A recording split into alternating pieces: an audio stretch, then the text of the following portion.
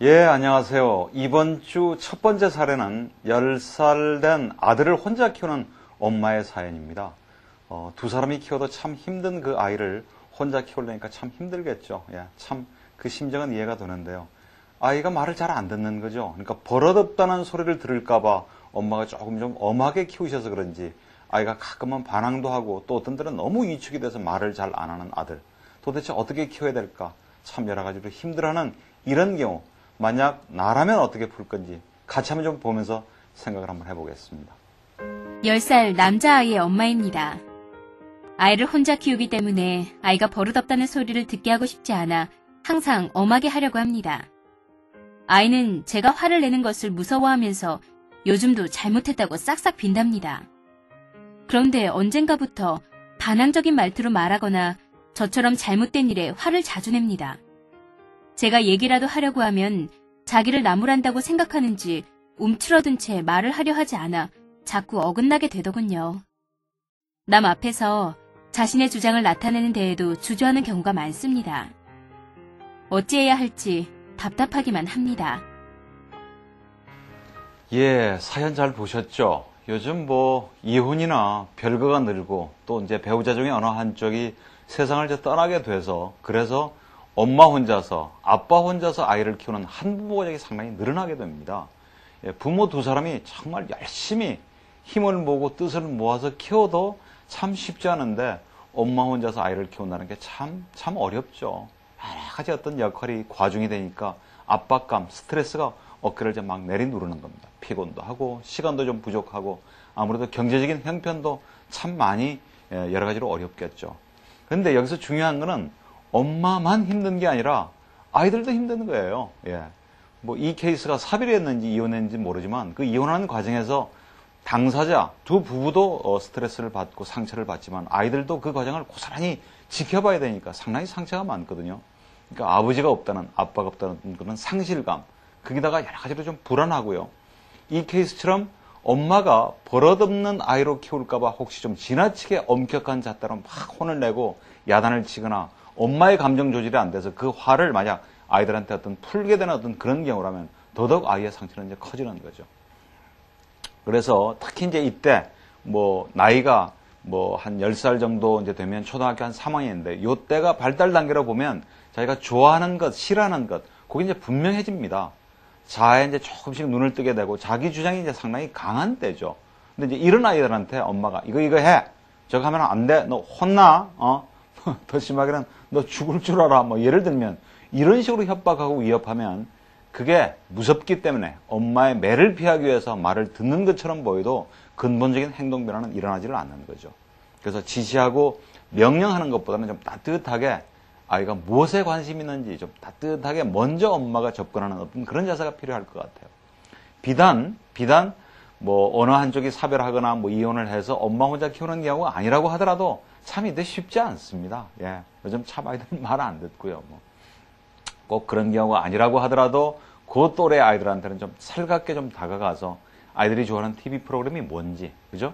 그리고 예를 들어서 어떤 게임을 좋아하는지, 어떤 운동을 좋아하는지, 좋아하는 친구가 누군지, 학교 생활은 재미있는지, 그리고 학교 생활에서 조금 어려운 건 없는지, 엄마의 관심사가 아니고요. 엄마의 공부해라, 공부했니, 숙제 또 안 해, 게임 안 해, 게임 이제 그만두지 못해, 또 텔레비 보지, 또 텔레비. 그러니까 엄마의 맨날 관심사, 공부 이런 얘기만 하지 말고 아이가 무엇에 대해서 관심이 있어 하는지. 그건 부모와 자녀의 관계뿐만 아니죠. 모든 인간관계에서 내가 하고 싶은 말만 막 늘어놓지 말고 상대방의 관심사에 대해서 진정으로 관심을 갖고 물어봐주면 아이가 조금씩 마음의 문을 열 수도 있어요. 그래서 그렇게 한번 좀 접근을 해보시면 좋겠네요. 그리고 아이가 그럼에도 불구하고 여전히 마음의 문을 닫고 그죠? 엄마한테 대꾸도 안 하고 막 너무 위축이 돼서 어느 한 구석에 가서 웅크리고 있거나 하게 되면 엄마가 가끔 화가 나서 너를 혼내고 한 건 참 미안하다. 그러나 그건 엄마가 막 화를 내거나 너를 나무라는 게 아니라 엄마가 궁금해서 물어본 건데 네가 막 너무 얘기를 안 하고 그러니까 엄마가 답답해서 때로는 엄마가 얘기를 하는데 엄마 얘기를 무시하는 것 같은 느낌이 들어서 엄마가 조금 좀 언성이 높아지거나 나한테 손을 댄 건데 정말 엄마가 사과할게. 엄마지만 그건 잘못한 것 같아. 다시는 안 그럴게 하고 진심으로 아이의 손을 잡고 눈을 쳐다보면서 사과한다면 그 아이의 상처가 조금 좀 줄지 않을까요? 예. 그렇게 좀 시도를 한번 해보시죠. 이것도 마찬가지입니다. 이 사례를 보는 여러분 학우분들, 그죠? 키우다 보면 부모라고 해서 어떻게 완벽하겠어요? 때로는 부모가 생각해도 아이가 특별히 잘못한 것도 없는데 내가 감정이 뭔가 기분이 안 좋거나 안 좋은 일이 생겼을 때, 그죠? 한 1만큼 잘못했는데도 막 3만큼, 5만큼, 그죠? 막 화를 내거나 아이를 혼낸 건 없었는지 돌아보면 내 자신이 생각해도 좀 부끄러운 때 있죠. 근데 뭐 금방 또 엄마 아빠가 무슨 뭐 체면이 있지, 권위가 있지, 애들한테 뭐 잘못했다고 그렇게 생각하지 마시고 스스로 돌아봐도 좀 부끄러운 일이 있다고 생각하면 부모지만 아무리 엄마고 아빠지만 아이들한테 전 사과할 수 있다고 보거든요. 그렇게 한번 좀 접근을 해보시길 바랍니다. 자, 이 사례에서처럼 아이 혼자 키우는 엄마가 빠지기 쉬운 함정이요. 애비 없는 자식, 아빠 없는 자식, 그런 손가락질, 예? 그런 소리 들을까봐 막 지나치게 완벽하려고 너무 무리수를 드는 것도 사실 바람직한 것 같지는 않아요. 돌아보면요, 이 사생에는 내가 어떻게 할 수 있는 일이 있고 내가 어떻게 할 수 없는 일이 있습니다. 근데 내가 어떻게 할 수 없는 일을 내가 어떻게 하겠다고 막 너무 막 무리수를 두면 나만 지치죠. 나만 피곤해지고 그래서 상처받고 금방 지쳐 떨어질 수 있거든요. 아이를 진짜 우등생으로 만드는 거, 인류대학 보내는 거, 그죠? 좋은 배우자 만나서 행복한 결혼생활을 하는 거, 그걸 만약 부모가 선택할 수 있다면 어느 부모가 우리 자식은 대학에도 못 가고 예를 들어서 취직도 못하고 결혼도 못한 그런 경우를 누가 선택하시겠어요? 어떤 자식은요, 뭐 예를 들면 회사에 입사를 했는데 뭐 회사를 입사할 때도 좋고 입사를 할 때 모든 면접관이 다 A를 줘요. 5명 전한다. 근데 어떤 아이는 면접관 5명이 가장 최저의 점수를 주거나, 그죠? 좋은 점수를 준 면접관이 없을 때 그 두 가지 경우를 부모가 선택할 수 있다면 어떤 부모가 내 자식이 다 낮은 면접 점수를 받는 것을 원하겠어요? 5명 전원한테 다 올 A를 받고 싶어 하겠죠. 근데 그건 부모가 선택할 수 있는 게 아니죠. 그런 좋은 점수를 받을 수 있도록 부모가 지금 내가 뭘 챙겨줘야 될 건가? 그걸 챙겨줘야 되는 건데. 그래서 특히 이제 이런 경우에는, 그죠? 지나치게 완벽한 부모가 되려고 하는, 그죠? 지나치게 자식 중심으로 키우는 거, 그걸 조금 좀 내려놓을 필요가 있을 것 같습니다. 버릇 없는 아이라는 소리를 듣고 싶지 않은 거, 그건 뭐 부모의 자연스러운 욕구죠. 뭐 그건 전혀 잘못된 것 같지는 않은데요. 그래도 잘 좀 들여다보시면 버릇없는 아이로 키웠다는 소리를 안 듣고 싶은 거는 어떤 의미로 보면 아이를 진정으로 위한다기보다 내 체면을 중시해서 그런 게 아닌가, 그런 생각 들지 않으세요? 정말로 아이의 진정한 어떤 욕구를 들여다보고 그 아이의 상처를 어루만져 주고 우리 아이의 입장에 대해서 생각해 주는 게 아니라 남들이 나를 어떻게 볼까, 남들이 나를 어떤 엄마로 볼까, 어떻게 평가를 할까를 지나치게 신경 써서 정작 우리 아이의 기본적인 욕구나, 그죠? 그 존재를 존중 안 해주는 게 있다면 그건 역시 바람직한 건 아니라고 봅니다. 그리고 이제 물론 아이를 키우다 보면 뭐 화가 나거나 짜증이 나거나, 그죠? 막 피곤하고, 그죠? 스트레스 받고 하게 되면 막 감정 조절이 안 될 때가 있죠. 막 분노가 막 들끓어오를 때. 예. 그런 경우 참 부모도 완벽한 사람이 아니기 때문에 부처님, 그죠? 가운데 토막같이, 그죠? 그렇게 뭐 성직자가 아니기 때문에 쉽지는 않겠지만 그 조절 잘 하셔야 돼요. 어떤 사안이 어떤 상황에서 막 화가 나고, 그죠? 예, 감정 조절이 안 될 때 어떻게 그것을 푸는가, 어떻게 접근을 하는가를 아이들은 엄마를 보고 아빠를 보고 학습하는 거거든요. 그래서 엄마가 막 언성 높이고 화를 냈더니 아이가 약간 좀 공격적으로 대드는 것 같다는 게 바로 엄마의 어떤 그런 태도를 학습한 것일 수도 있어요. 물론 뭐 좋은 쪽으로만, 긍정적인 쪽으로만 해석하다면 그런 식으로라도 자기 감정을, 자기 자신을 표현한다고 볼 수는 있겠지만 그게 이제 지나치게 부정적으로 가거나 굳어지면 별로 좋을 것 같지는 않습니다.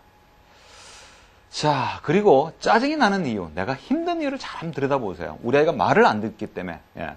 아니면 뭐 너무 엄마가 얘기를 하는데도 자기 표현을 못하고 웅크리고 있거나, 그래서 아이 때문에 엄마가 힘든 것도 있는데요. 사실 정작 더 힘든 것은 우리 아이 때문이 아니라 남편을 뭐 잃었는지 이혼을 했는지는 이 사연을 통해서는 잘 모르겠는데 이혼한 어떤 그런 고통, 상실감, 외로움, 우울한 감, 그리고 이제 막 경제적으로 쪼달리니까 그런 것 때문에 유독 이 녀석 때문에 내가 힘들다고 아이한테 책임을 전가하는 건 아닌지. 정작 아이가 잘못한 건 없어요.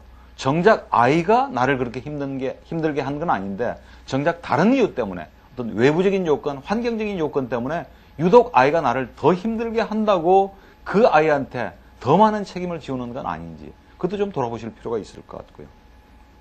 그리고 너무나 힘들 때는 혼자서 막 다 모든 것을 어떻게 감당해 보겠다고 너무 애쓰지 말고 주위의 도움도 좀 청하세요. 예, 예.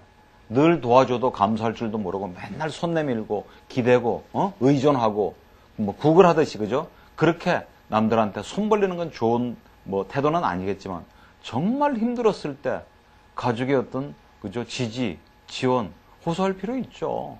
친척도 있고요. 가족도 있고 친구도 있고 또 들어는 지역사회 어떤 뭐 기관 같은 데 가서 그죠? 상담에 관련된 어떤 그런 지원을 요청하셔도 좋고요. 잘 따져보면 뒤져보면 그죠? 그런 인터넷을 통해서 전화번호를 통해서 얼마든지 지원 체제가 있거든요. 그걸 좀 잘 찾아보시고 도움을 반드시 요청을 하시길 바랍니다. 이런 이제 한부모 가족들이 겪는 또 하나의 문제가 이제 사회적인 어떤 편견 같아요. 예. 그래서 우리 아이가 한부모 가족이라는 것을 잘 얘기를 안 하시는 분이 있습니다. 예. 우리 아이가 아빠가 없다. 우리 아이는 엄마가 없는 아이다. 뭐 이런 얘기를 잘 얘기를 안 하죠. 이제 그런 얘기를 안 하시는 이유 중에는 여러 가지가 있겠죠. 그죠? 왠지 부정적인 눈으로 쳐다볼까봐. 그리고 왠지 나를 문제 있는 여자로 혹시 볼까봐. 아이고, 저 여자 이혼했대. 저 여자 남편도 없이 혼자 애 키운대. 그래, 뭔가 좀 문제가 있는 것 같아, 저 여자 뭐. 예. 그런 이유 때문에. 아니면 괜히 값싼 동정심으로 나를 쳐다보는 어떤 그런 시선이 싫어서. 아니면 또 무시할까봐. 그런 등등의 이유로 이제 숨기는데요. 남이 물어보지도 않는데, 나 이혼했어요. 나 남편도 없이 애 혼자 키워요. 그렇게 뭐 얘기를 하거나 자랑할 건 아니지만 그것을 계속 쉬쉬하고 감출 이유도 없다는 거죠. 예. 그래서 좀 당당해지실 필요가 있어요. 예. 지나치게 죄책감 가지실 필요 없고 그런 태도가 아이들한테 그대로 자연스럽게 전염이 되거든요. 그 아이를 금방 알거든요. 그 아이가 엄마가 얘기를 안 하더라도. 그래서 뭐 한부모 가족이다 그런 어떤 외형적인 어떤 그런 모습이 중요한 게 아니라 그럼에도 불구하고 잘 사는 한부모 가족은 많습니다. 오히려 더 행복하게, 예, 더 애정으로 잘 감싸줘서. 자, 마지막으로 한 말씀 드리고 첫 번째 사례를 정리를 하겠습니다. 자, 여러분 이게 뭔지 보이세요? 이게 뭔 것 같습니까? 보이세요? 예. 이게 황금알입니다. 황금알. 옛날에 황금알을 낳는 거위가 있었답니다. 예. 황금알을 낳는 거위가 있었는데 매일 한 개씩 황금알을 낳는 거예요. 그 농부가 욕심이 나서 매일 한 개씩 황금알을 낳으니까 저 거위를 배를 싹 가르면 황금알이 크게 수북하게 있을 거라고 생각하고 배를 싹 갈랐더니 그 거위도 죽고 황금알도 더 이상 낳을 수가 없게 된 거죠. 좀 뭐 엉뚱한 사례이긴 사례라고 느낄지는 모르지만 그 바로 황금알을 낳는 게 바로 가정에서 있던 주부고 엄마고 아내의 역할이죠. 예. 그래서 정말 이 아이 남편하고 이혼하고 예를 들면 뭐 사별한 경우도 있을 테고요. 혼자서 아이를 키우는 어머님들, 혼자서 아이를 키우는 아버님일 수도 있고요. 막 그냥 자식 어떻게 하면 그죠? 안 그래도 나 때문에 애비 없이 혼자 크는 우리 아이 불쌍한 아들 그죠? 그래서 막 지나치게 오냐오냐 그것도 사실 아이를 위하는 길이 아니에요. 정말 그 아이를 위하려면 그 아이를 계속해서 오랫동안 지지해주고 보살펴주고 그죠? 다독거려줄 나 자신을 위하는 어떤 그런 노력도 필요합니다. 예. 나는 뭐 입는 거 못 입고 먹는 거 안 입고 그죠? 예. 물론 빠듯한 어떤 생활비 그죠? 그 환경 속에서 나까지 챙기기가 쉽지는 않겠지만 정말 오래도록 그 아이를 잘 보살피고 아들을 더 훌륭하게 키우기 위해서는 나 자신도 좀 돌보고 아끼고 그죠? 예. 좀 배려해 줄 필요가 있다는 얘기를 좀 마지막으로 곁들이고 싶네요. 예, 두 번째 사례는 47세 남성이 사연을 보내왔어요. 아내하고 이혼한 지 1년 만에 아주 참한 여성을, 그것도 30살 된 여성을 만나서 재혼한 어떤 그런 사례입니다.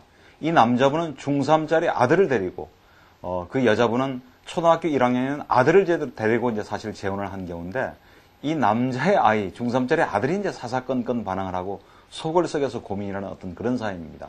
근데 그 아내가 데려온 중1짜리 아들은 또 영 자기한테 마음을 열지 않아서 어떻게 접근을 해야 될지요 하고 이제 보내주신 사례인데, 그러면 두 사람 사이에 아이를 하나 낳으면, 딸을 하나 낳으면 혹시 그죠? 이 아내가 도망가지 않고 이혼하지 않고 나하고 살 수 있을까? 어떻게 하면 좋을까요? 이런 사례인데요. 주변에 보면 이런 사례는 참 많죠.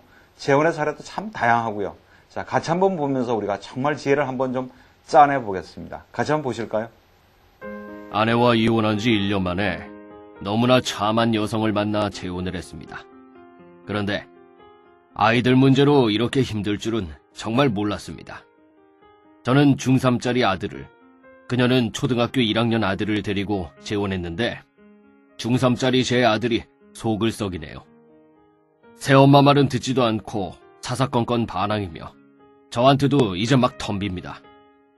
초등학교 1학년 아들 녀석은 친아빠만 찾고 제가 아무리 살갑게 다가가도 마음을 열지 않습니다. 아내가 올해 30살로 아직은 젊어서 딸을 하나 더 낳자고 했더니 극구 반대하네요. 둘 사이에 아이가 없으면 이 관계도 끝이 나지 않을까 불안한데 무슨 방법이 없을까요?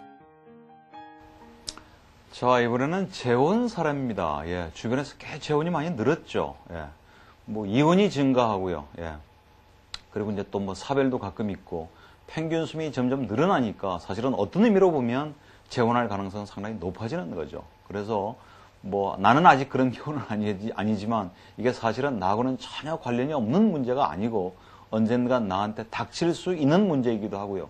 주변에 보면 형제들, 뭐 친구들, 친척들 아마 그렇게 드물지 않게 이런 경우를 볼 겁니다. 자, 이제 이 사례를 보면요. 이혼 이제 1년 만에 재혼을 하셨다고 그러는데 정확한 사연은 알 수가 없겠지만 뭔가 그 이혼하는 과정에서 생겼던 여러 가지 어떤 그 고통, 뭐 상처 이런 것들을 잘 치유하고 정리하고 재혼했다고 보기에는 1년이라는 기간이 조금 짧은 것 같아요. 예. 그래서 조금 좀 조급하게, 물론 뭐 남성분이 47세고 여성분이 30세라고 그러니까 참 참한 여성, 그죠? 그런 외모에 좀 끌렸었는지도 모르죠. 전체와는 뭔가 좀 또 다른 어떤 매력. 그래서 그 당사자끼리는 이제 성인이니까 어느 정도 심리적인 어떤 상처가 조금 치유가 되고 정리가 됐는지는 모르지만 적어도 중3짜리 아들한테는 적절한 적응 기간이 주어졌을지 그건 조금 좀 의문이 가네요. 예. 그렇잖아요. 그 과정을 이제 아이가 지켜봤을 테니까, 예. 뭐 자기는 친엄마니까 지금 이제 친엄마하고 안 살고 새엄마하고 좀 사는 것 같습니다. 그랬을 때 이혼한 지 1년 만에, 물론 이제 이혼을 하기 전에 재혼한 여성과 계속 사귀었던 것일 수도 있고, 이혼 후에 이 여성을 만났는 것인지는 잘 모르겠지만, 그죠?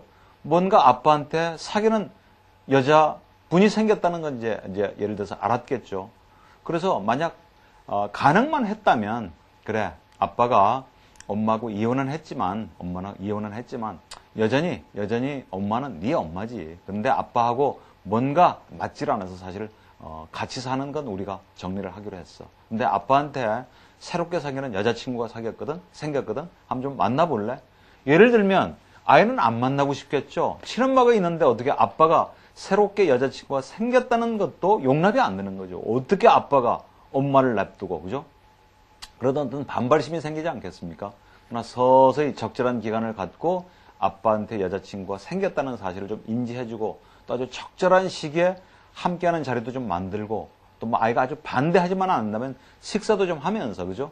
서서히 어떤 그런 공백을 이렇게 메꿔가면서, 그리고 어떤 결정적인 순간에 아빠가 계속 사귀었는데 사실은 그 아줌마하고 결혼하기로 그렇게 의견을 좁혔어. 네 생각은 어때?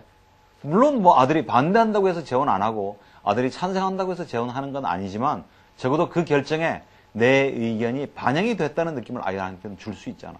근데 그런 과정 없이 아빠가 일방적으로 결정을 해버리고, 야, 아빠 결혼한다. 그리고 느닷없이 예를 들어서 새엄마라는 사람이, 그것도 친엄마하고는 너무나 차이가 많이 나는, 뭐 물론 뭐 한 15살 차이가 나니까 뭐 눈앞벌 정도는 아니지만 아이한테 심리적으로 수용이 안 되는 겁니다. 그래서 이 사례에서 보듯이 혹시 재혼하는 경우라고 하더라도 그런 준비하는 기간, 협의하는 기간, 그리고 우리가 재혼을 하게 되면 어떤 문제가 생길 수 있는지는 대충 예상 문제가 짐작이 되어지잖아요. 그런 것을 잘 몰랐을 때는 먼저 재혼해본 어떤 그런 부부의 사례를 참고를 해서 좀 배울 수도 있겠죠. 그리고 재혼을 결정하면 훨씬 갈등을 줄일 수가 있을 것 같습니다.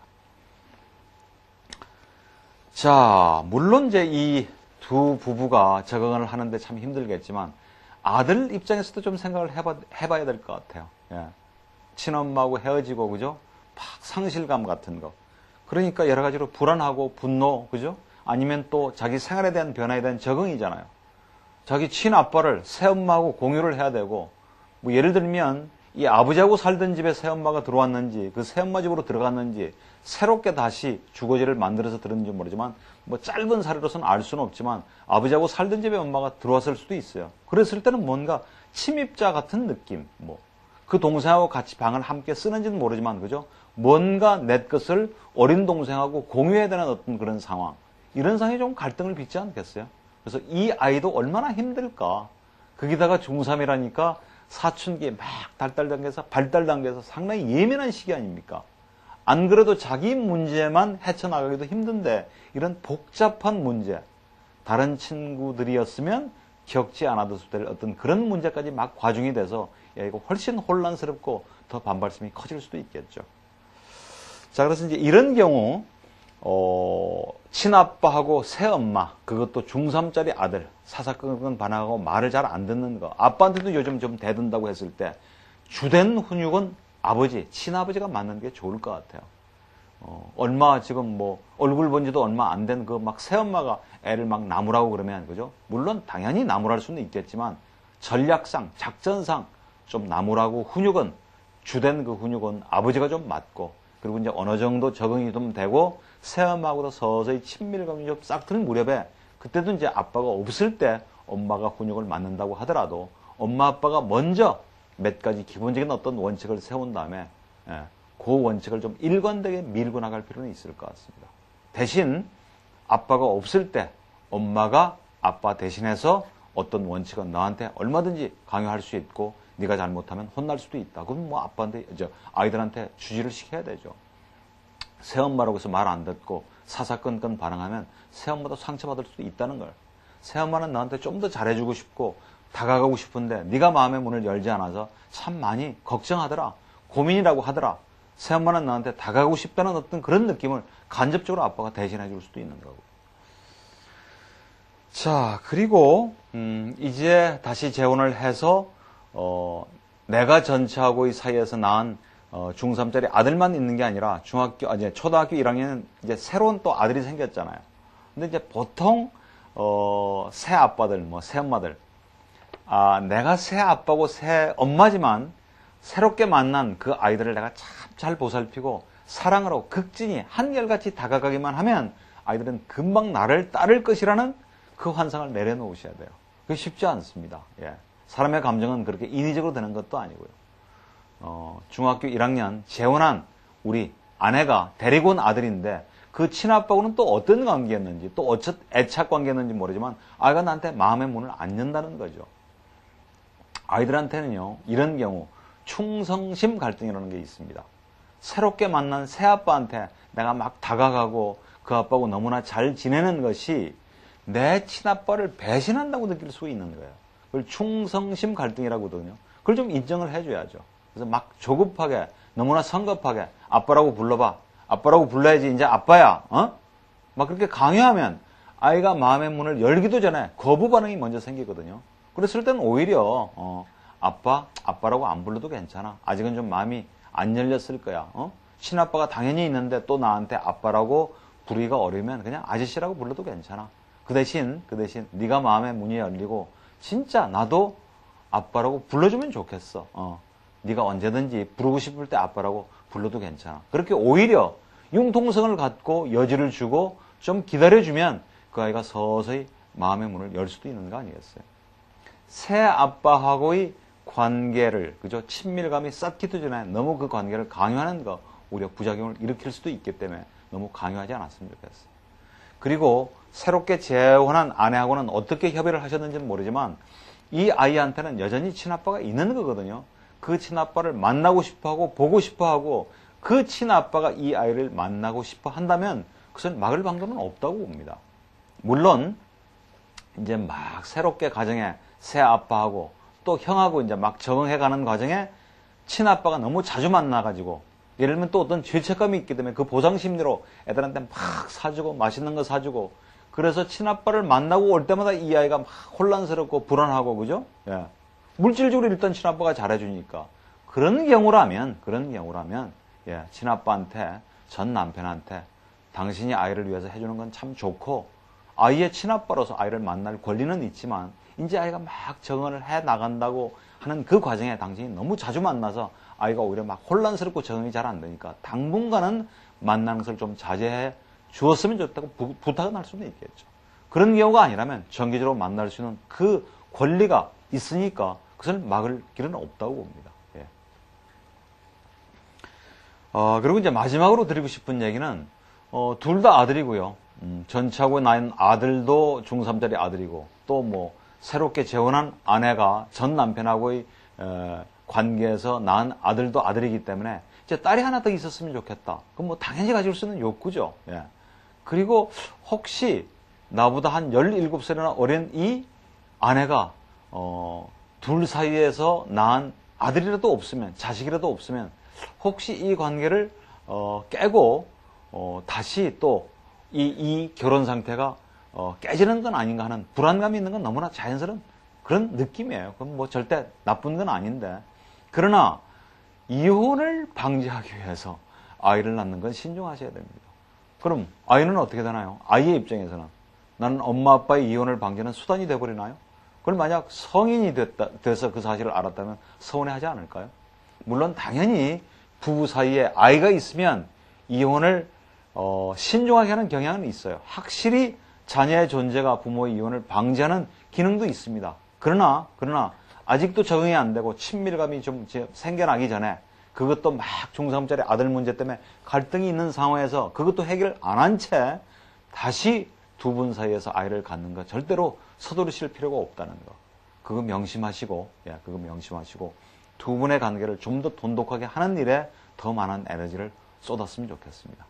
자, 여러분 이 사례를 잘 통해서 이제 어느 정도의 지혜가 생겼는지는 모르지만 이 사례를 통해서 여러분도 또 다른 어떤 지혜 그리고 가족 문제를 해결하는 노하우가 생겼으면 참 좋겠네요. 오늘 제가 계속 말이 버벅대네요. 자, 이상으로 오늘 두 번째 사례를 마치겠습니다.